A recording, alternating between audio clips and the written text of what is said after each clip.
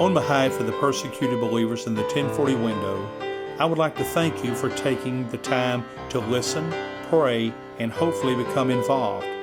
What if I told you that many of the believers in the 1040 window face daily persecution from their governments or surrounding neighbors because of their belief in Christ?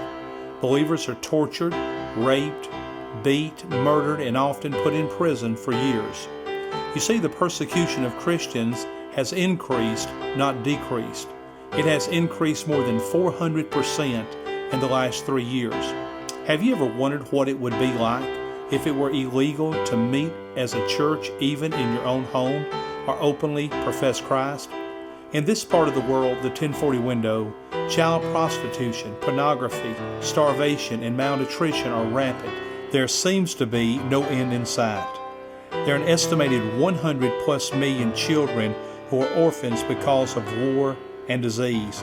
28 children die every minute from contaminated water, malnutrition, lack of medicine, war, and disease. 65 adults die every minute and never hear the gospel because they do not have access to the message of Christ.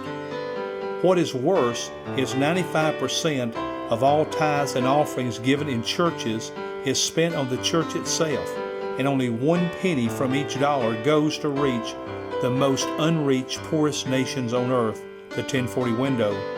The answer and greatest need of all people is the gospel. It is the only hope for all nations.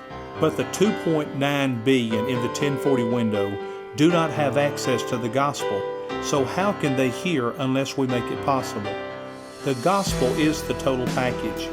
You see, when someone accepts Christ, the Bible teaches God gives them a new heart and a new spirit. Paul explained it like this: a new believer becomes a new person in Christ. They willingly abandon sinful habits which previously had ruined their lives.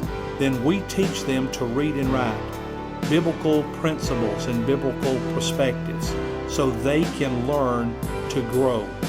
Then we provide training and skill jobs which gives them upward mobility and they become self-supporting. But it begins with the gospel first and not as an afterthought. While serving in India, I noticed several of our national believers riding their bikes and walking to nearby villages to carry the good news. I thought maybe I can ride a bike or run or walk in America and tell their story, and who knows, maybe people will want to learn, pray, and help make a difference. I'm doing this to raise awareness, hoping you will be one of those people that will help us make a difference in the 1040 window. We have put together several events and programs for all ages. April 26th at the Greenbelt Hobbs Farm, located in Carrollton, Georgia, at 9 a.m., we are planning to have a 4K fun walk, and at 10 a.m., a 10K fun run.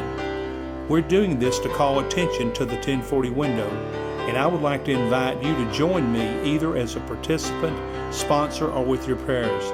And on May 2nd, I will begin a 646-mile bike ride, which is a 1040K. We have also asked everyone to set aside the month of May to learn and pray for the 1040 window. My name is Kenneth Rooks, and I serve with an organization called I Care Enough International Ministries.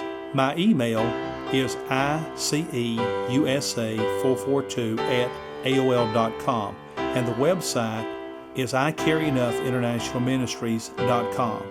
ICE was founded in 1988 and is committed to church planting in the 1040 window. You can get more information about the 1040 window on our website and about the events we have planned. May God bless you, and thank you for taking time to listen and participate.